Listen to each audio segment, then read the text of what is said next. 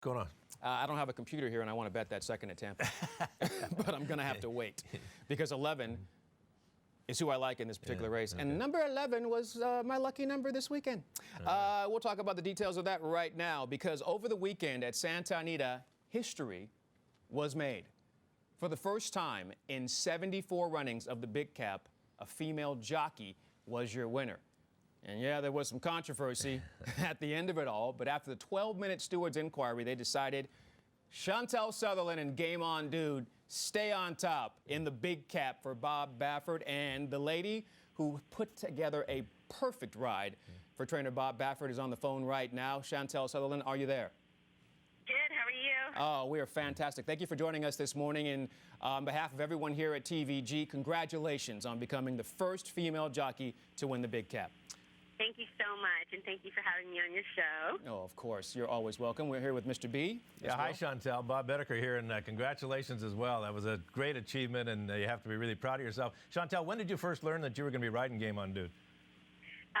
Probably the day before. It was the morning, Friday morning, and we were all hanging out with Bob by the rail and talking, and actually a lot of my friends who were out there, a couple agents, and everyone was sort of pushing for me, and Bob was like, all right, Brian, you got the call, put her on.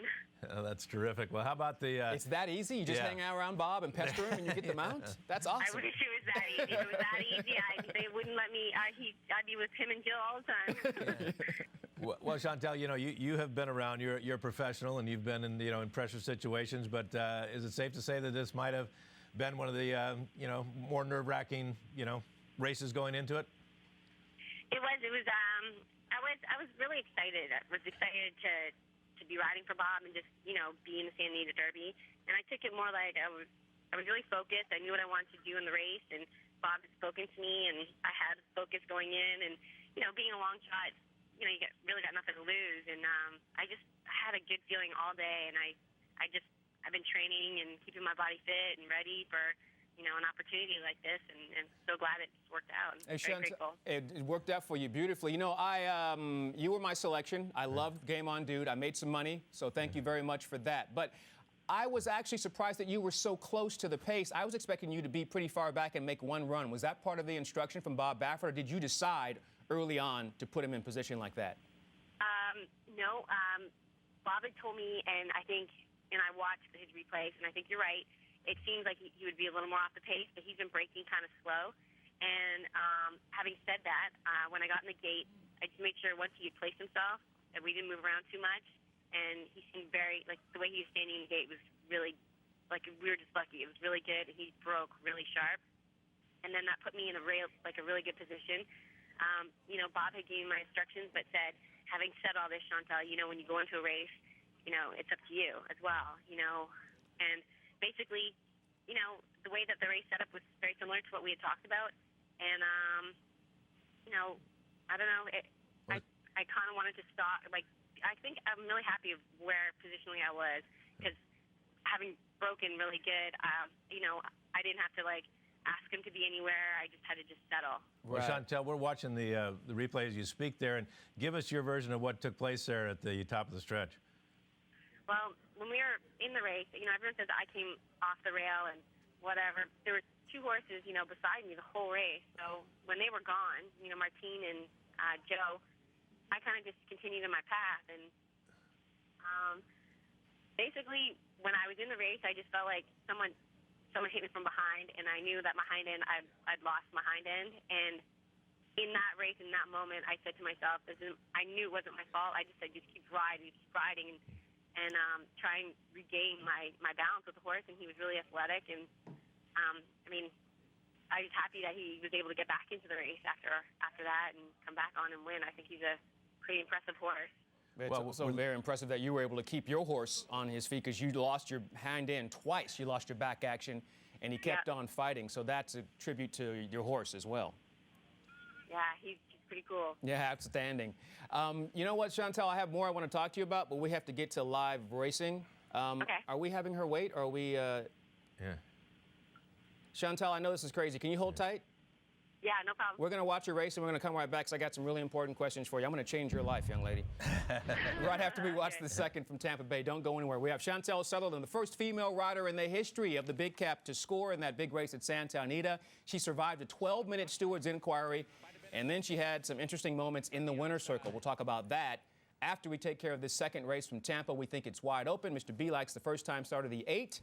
I love the 11 because 11 was my lucky number this weekend. I like the 11, St. Pat's Cat to the outside with Taylor Holt. Here it comes. Richard Grunder's got the call. Good luck and enjoy the second from Tampa live. And they're off. All 12 away and running in perfect order. And the favorite, Son of a Macho and Ronnie Allen Jr. gunning right to the early lead. Toward the rail. There goes Artie Liam now moving up on the outside. The first-time starter, Indian Tide, comes away in good order. Jolly Image is there between horses fourth. And the last horse away is the late-running St. Pat's Cat. Up the backstretch, the Grey Colt, Son of a Macho, now moves clear to lead by a length and a half. Up on the outside, that's Indian Tide now racing along second toward the rail. Artie Liam is now third. Length and a half farther back. Catch up, double up. Circling horses and gaining ground fourth. Jolly Image moves right with him now fifth. Then it's a big break of 8 lengths back. Quite a bit of magic now sixth. Then we go back to Tag Your Hit now seventh. Talk is there toward the rail eighth.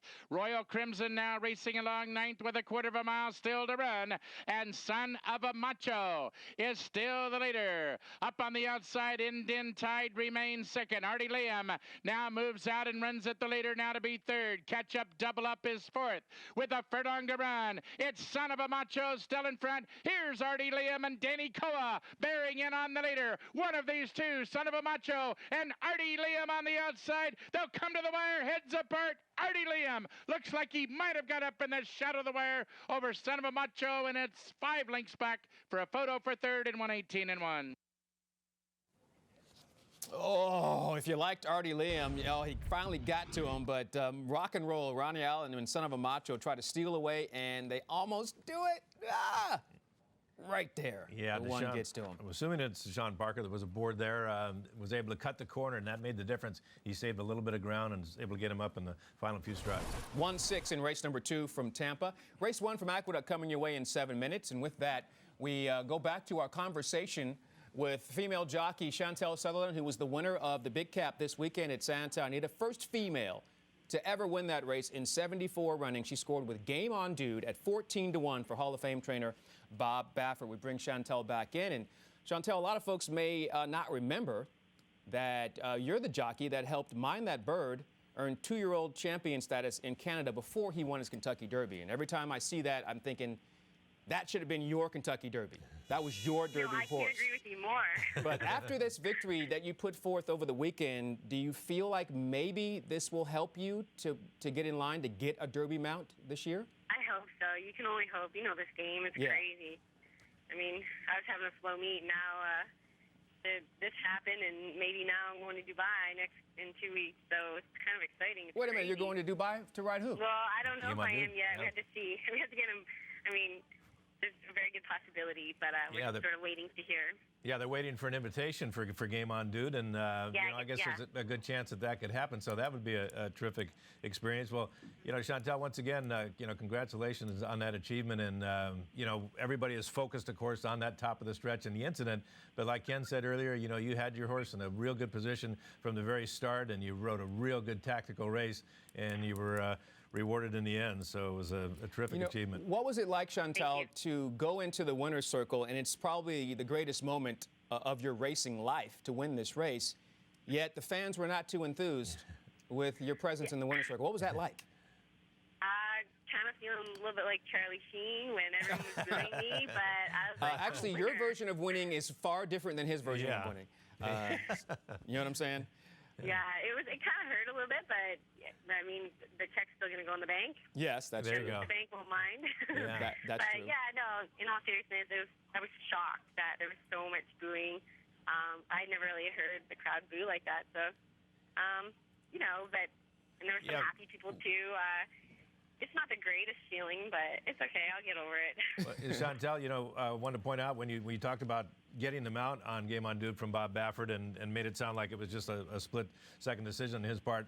I know from being around Bob and the folks out there at the track now, you spent a lot of time and a lot of hard work with Bob around the barn and getting a lot of his horses. So you guys have had a real good relationship for a long time. I don't know. I actually haven't done a lot of work for Bob. I think Martine, I have to be honest, he does most of Bob's work, and they have a really tight, close relationship. I think I just got lucky on this one because I was light. Oh, okay. And I don't want to take too much credit. I mean, I wish I could get on more horses for Bob. Well, maybe I'm confusing. Maybe you're closer to Bodie because I saw you having a real long conversation with Bodie the day that we ran our filly out there at Santa Anita. So maybe you're tighter with Bodie. I talked to Bodie and I tell Bodie, tell your dad. There you go. Okay, now I got it clear. Yeah, you work it whatever way you need to do that, because I think you need to get much better mounts. Chantel Sutherland, thank you so much for your time. Congratulations on an outstanding ride and accomplishment this weekend, and we look forward to bigger and better things from you. Thank you so much. You guys have a great day. You too. Thanks, Chantel. That's Chantel Sutherland, outstanding jockey. You saw there, two-time award winner in Canada, and just pulled off the biggest victory of her career, no doubt. Until she gets that first Derby victory, this big cap is going to be the big feather in her cap. Oh, indeed, and you know it's unfortunate, and I'll tell you what, you know I'm as critical as anybody, if not more so, on Stewart's decisions. But that was a tough call, and I did understand the call they made there, and you know, and I'll let it go at that. More live racing coming your way. Plus, we'll talk more about the fallout, the aftermath of that big cap with some injuries for horses that were involved in that situation. We'll update you on that with our news segment coming up later on. Right now, it's break time. Coming right back with more live racing on Morning Line.